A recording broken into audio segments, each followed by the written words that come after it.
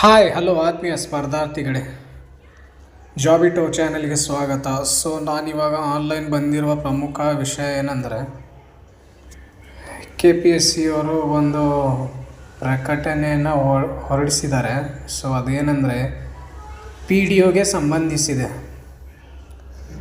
ಅಂದರೆ PDO ಅಧಿಸೂಚನೆಯ ಬಗ್ಗೆ ಒಂದು ಮಾಹಿತಿ ಬಂದಿದೆ. ಅದೇನೆಂದರೆ, ಕರ್ನಾಟಕ ಸರ್ಕಾರದಿಂದ ವಯೋಮಿತಿಯಲ್ಲಿ 3 ವರ್ಷ ಸಡಿಲಿಕೆಯನ್ನು ನೀಡಿರ್ತಾರೆ. ಸ್ಪರ್ಧಾತ್ಮಕ ಪರೀಕ್ಷೆ ತಯಾರಿ ಯಾರು ನಡೆಸಿರ್ತಾರಲ್ವ ಅವರಿಗೆ. ಸೊ ಯಾರ್ದೆಲ್ಲ ಏಜ್ ಆಗಿದೆ ಅವರಿಗೆಲ್ಲ ಮತ್ತೆ ಅವಕಾಶ ಕೊಡಬೇಕಂತ ಏನು ಮಾಡಿದ್ದಾರೆ ಸರ್ಕಾರದವರು.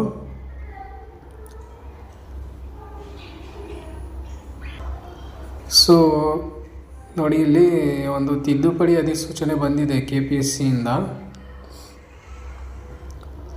ಆಯೋಗವು 2023-24 ಸಾಲಿನ ಗ್ರೂಪ್ ಸಿ ವೃಂದದ ಗ್ರಾಮೀಣಾಭಿವೃದ್ಧಿ ಮತ್ತು ಪಂಚಾಯತ್ ರಾಜ್ ಇಲಾಖೆಯಲ್ಲಿನ ಪಂಚಾಯತಿ ಅಭಿವೃದ್ಧಿ ಅಧಿಕಾರಿ ಹೈದರಾಬಾದ್ ಕರ್ನಾಟಕ ಸ್ಥಳೀಯ ವೃಂದದ 97 ಹುದ್ದೆಗಳ ನೇಮಕಾತಿಗೆ ಸಂಬಂಧಿಸಿದಂತೆ ಉಲ್ಲೇಖಿತ ಅಧಿಸೂಚನೆಯನ್ನು ಹೊರಡಿಸಲಾಗಿರುತ್ತದೆ.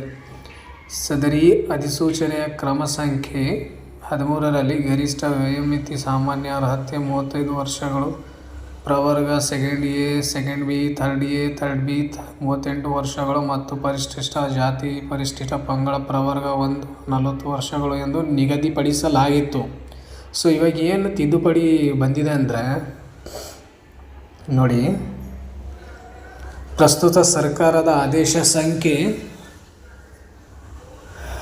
CRC 166 ದಿನಾಂಕ 10/9/2024ರಲ್ಲಿ ಒಂದು ಆದೇಶ ಜಾರಿ ಮಾಡ್ತಾರೆ ಕರ್ನಾಟಕ ಸರ್ಕಾರದಿಂದ. ಅದು ಏನು ಆದೇಶ ಅಂದರೆ, ರಾಜ್ಯ ಸಿವಿಲ್ ಸೇವೆಗಳಲ್ಲಿನ ವಿವಿಧ ಇಲಾಖೆಗಳ ಗ್ರೂಪ್ ಸಿ ಮತ್ತು ಗ್ರೂಪ್ ಬಿ ಹುದ್ದೆಗಳಿಗೆ ನೇರ ನೇಮಕಾತಿ ಮೂಲಕ ಭರ್ತಿ ಮಾಡಲು ಈಗಾಗಲೇ ಹೊರಡಿಸಲಾಗಿರುವ ಅಧಿಸೂಚನೆಗಳಿಗೆ ಹಾಗೂ ಮುಂದಿನ 1 ವರ್ಷದಲ್ಲಿ ಹೊರಡಿಸಲಿರುವ ಅಧಿಸೂಚನೆಗಳಿಗೆ ಸಂಬಂಧಿಸಿದಂತೆ ಎಲ್ಲ ಪ್ರವರ್ಗಗಳ ಅಭ್ಯರ್ಥಿಗಳಿಗೆ ಒಂದು ಬಾರಿಗೆ ಅನ್ವಯವಾಗುವಂತೆ ಗರಿಷ್ಠ ವಯೋಮಿತಿಯಲ್ಲಿ 3 ವರ್ಷಗಳ ಸಡಿಲಿಕೆಯನ್ನು ನೀಡಿ ಆದೇಶವನ್ನು ಹೊರಡಿಸ್ತಾರೆ.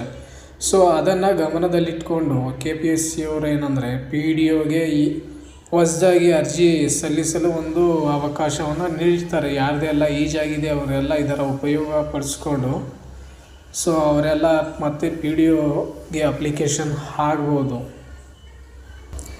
ಸೊ ಯಾರಿಗೆಲ್ಲ ಈ ಮಾಹಿತಿ ಇಷ್ಟ ಆಗದಲ್ಲಿ ನನ್ನ ಚಾನಲನ್ನು ಸಬ್ಸ್ಕ್ರೈಬ್ ಮಾಡಿ, ಲೈಕ್ ಮಾಡಿ ಮತ್ತು ಶೇರ್ ಮಾಡಿ.